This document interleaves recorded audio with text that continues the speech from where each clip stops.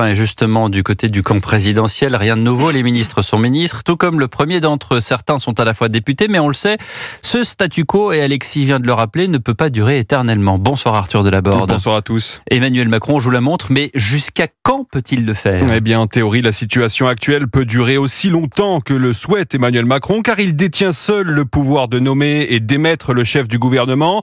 Or, le président s'envolera demain matin vers Washington pour participer au sommet de l'OTAN. Ce qui veut dire que, sauf annulation de ce déplacement à la dernière minute, il ne se passera rien avant le retour du chef de l'État en France prévu vendredi. Mais même après cette date, étant donné la complexité de la configuration à l'Assemblée, Emmanuel Macron pourrait encore temporiser. Dans son entourage, certains expliquent qu'avant de bouger, il faut laisser les groupes politiques se constituer à l'Assemblée pour y voir plus clair. Très concrètement, cela permet au président de gagner du temps pour essayer d'œuvrer au grand rassemblement qu'il appelle de ses voeux. Néanmoins, chaque jour qui passe accentue la pression politique qui pèse sur les épaules du président, explique un ministre.